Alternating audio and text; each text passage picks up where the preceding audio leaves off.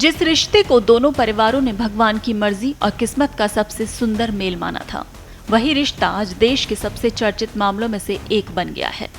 कभी शादी के सपने देख रहे दो परिवार अब एक ऐसी त्रासदी के केंद्र में हैं, जिसकी चर्चा हर घर और हर सोशल मीडिया प्लेटफॉर्म पर हो रही है। केतन अग्रवाल की मौत और उससे जुड़े आरोपों ने न केवल एक परिवार का बेटा छीन लिया, बल्कि उन तमाम उम्मीदों को भी तोड़ दिया जो इस रिश्ते से जुड़ी थीं। परिवार से जुड़े सूत्रों के अनुसार जनवरी 2026 में केतन अग्रवाल और सिया गोयल का रिश्ता तय करने से पहले पारंपरिक रीति रिवाजों के अनुसार कुंडली मिलवाई गई थी।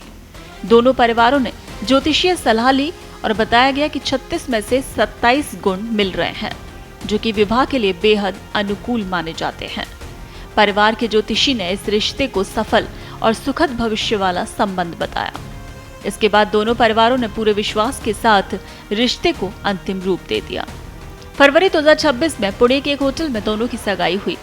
परिवारों के बीच खुशी का माहौल था और नवंबर 2026 में शादी की तैयारियां शुरू हो चुकी थीं। सब कुछ सामान्य दिखाई दे रहा था, लेकिन पुलिस जांच के अनुसार सगाई के कुछ समय बाद हालात बदलने लगे। जांच एजेंसियों का दावा है कि इसी दौरान सिया गोयल के जीवन में चेतन चौधरी की दोबारा सक्रिय मौजूदगी सामने आई, जिसके बाद रिश्तों में तनाव बढ़ने लगा। सिया के भाई साहिल गोयल ने पुलिस को दिए बयान में स्वीकार किया कि सिया और चेतन पहले से एक दूसरे को जानते थे। हालांकि उनके अनुसार सगाई के बाद सिया लगातार यही कहती रही कि अब उसका चेतन से कोई संपर्क नहीं।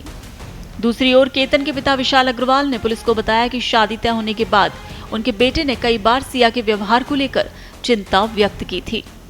पुलिस के अनुसार केतन ने परिवार से पूछा था कि क्या सिया के बारे में पूरी जानकारी लेने के बाद ही ये रिश्ता तय किया गया है। उसने ये भी बताया था कि कई बार फोन करने पर सिया का नंबर बिजी मिलता था और बातचीत के दौरान चेतन का जिक्र भी अक्सर होता था। हालांकि परिवार ने उसे समझाया कि दोनों परिवार वर्षों से एक दूसरे को जानते हैं और चिंता की कोई बात नहीं। जांच में ये भी सामने आया है कि जून में प्रस्तावित बाली प्री वेडिंग ट्रिप रद्द होने के बाद केतन ने अपने पिता से शिकायत की थी कि सिया छोटी छोटी बातों पर विवाद करने लगी है।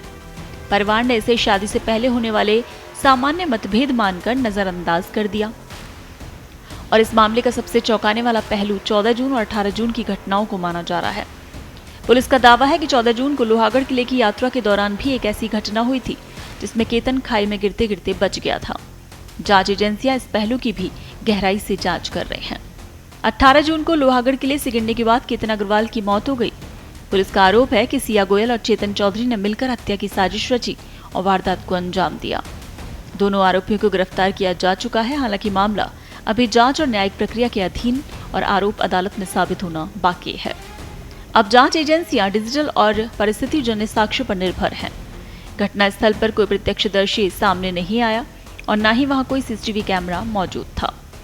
हालांकि एक सीसीटीवी कैमरे से जरूर ये सामने आया है कि उस वक्त चेतन जब लोहागढ़ पहुंचा था तो एक हुडी पहने हुए और कानों में हेडफोन लगाते हुए वो जरूर कैमरे में नजर आया था और वहां के गार्ड ने भी ये बात बताई थी।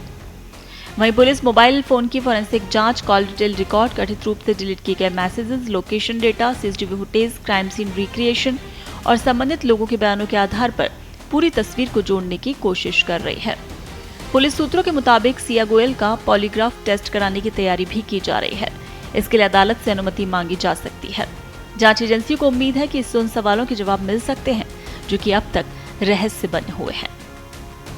तो एक ऐसा रिश्ता जिसे 27 गुणों की अनुकूलता और परिवारों के विश्वास का साथ मिला था, आज सवालों, आरोपों और एक दर्दनाक मौत के बीच खड़ा है। अब सबकी नजरें जांच और अदालत की प्रक्रिया पर टिकी हैं, जहां इस रहस्यमयी मामले की असली तस्वीर सामने आने का इंतजार है।